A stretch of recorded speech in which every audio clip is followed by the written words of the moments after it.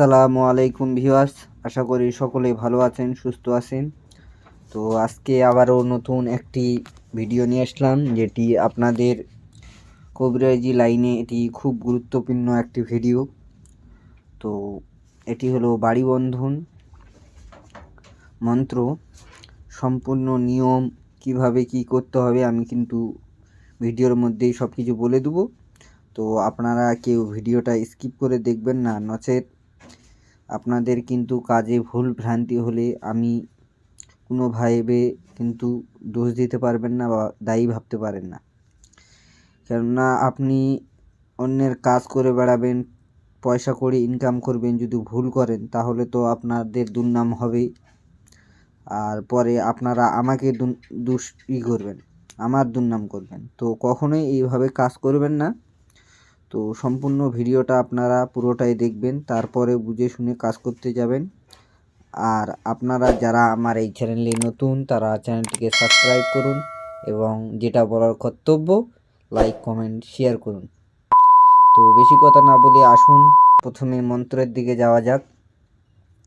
তো বাড়ি বন্ধন মন্ত্র, এটি মন্ত্রটা আপনাদেরকে পড়ে শোনাই।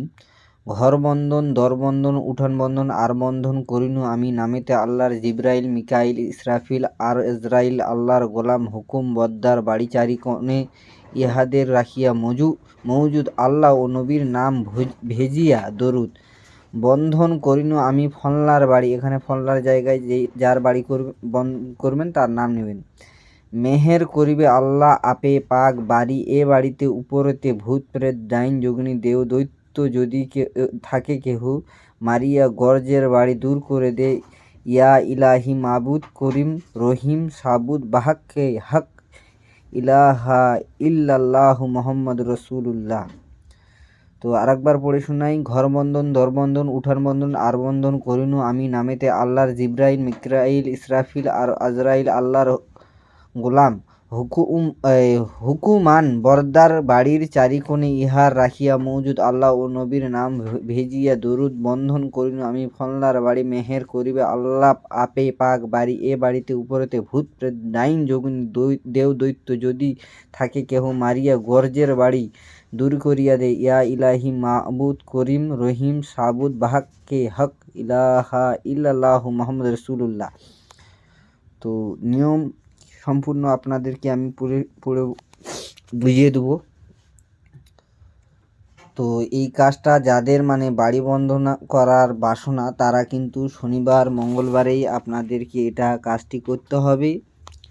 আপনাকে এটা সন্ধ্যার পরে কিন্তু কাজটা করতে হবে, একটু আধার পড়বে তখন আপনাদেরকে, বা গভীর রাতেও কাজটা করতে পারেন। তো সর্বপ্রথমে আমি সামগ্রীর দিকে আসি। আপনাকে 4টা কালো ভাঁড় লাগবে, মাটির হাঁড়ি বলেন, ঢাকনা সহ নিতে হবে 4টি। তো আপনারা সম্পূর্ণ নিয়ম কিন্তু বুঝে শুনে কাজ করবেন। আর এগুলো যেটা বলছি এটা আদি ও আসল, বহু পুরাতন, এটা গুরু বিদ্যা। তো 4টা ভাঁড় নিতে হবে। তারপরে 4টি লোহার প্রেক আমাদের দোকান থেকে বানিয়ে নিতে হবে।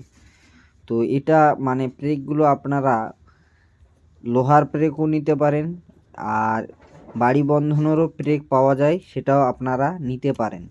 কিন্তু শনিবার মঙ্গলবারের দিন আপনারা 7 বহনি করে এই জিনিসগুলো নিয়ে আসবেন। তো আপনারা কিন্তু দাম দর করবেন না, নচেত কামে কিন্তু ব্যাঘাত ঘটবে বা হালকা হবে। একদমই জিনিসগুলো নিয়ে আসতে হবে। তারপরে 7 ঘাটের পানি নিয়ে আসতে হবে।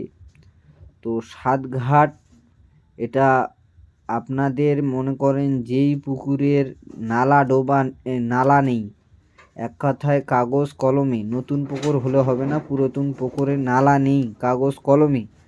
নালা বলতে একটি, আমরা নালাটা আমি বুঝিয়ে দিই যে আপনাদের পুকুরের পানি বাইরে যাতায়াত করে না এমন, আমরা গ্রাম্য ভাষায় ডাঁড়া বলি, নালা যেটাকে বলছে, সেই নালা ছাড়া পুকুরের পানি নিতে হবে 7টি পুকুরের। সেটাও নতুন পুকুর হলে হবে না, পুরাতন পুকুর। তো তারপরে লাগবে আপনাদের আফুলা শিমুল গাছের শিকড়। তো আপুলা বলতে আপনাদের 1 থেকে 2 বছর বয়সী শিমুল গাছের কিন্তু শিকড় ম্যানেজ করতে হবে 4টি।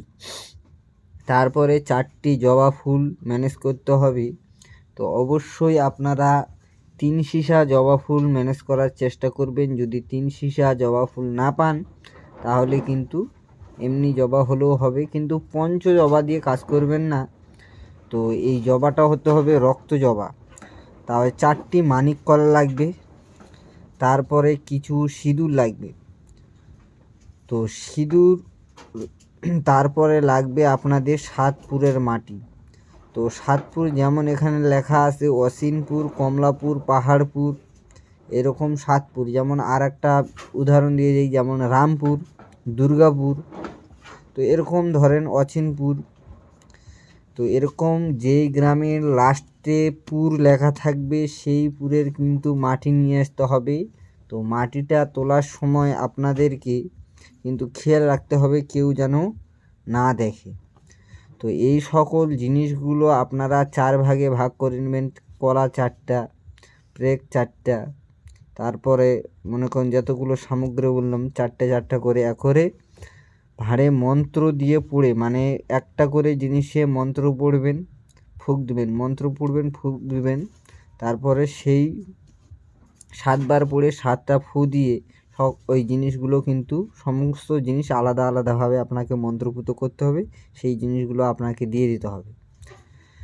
তা হচ্ছে মুখে ঢাকন চাপা দিয়ে আচ্ছা করে বন্ধ করে দিতে হবে, যেন ওই জিনিসগুলো না বের হয় ভালো করে। আর সরিষার তেল ভাঁড়ের মুখে মাখাইয়া বাড়ির 4 কোণে 4 বার আজান দিয়ে পুঁতে দিবে।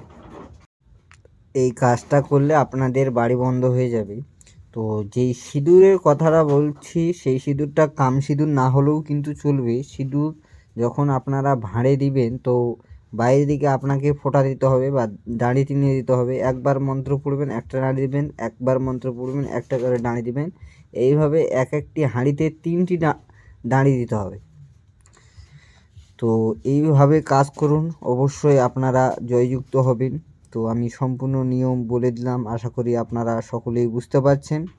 তো ভিডিওটা এখানেই শেষ, সবাই ভালো থাকবেন।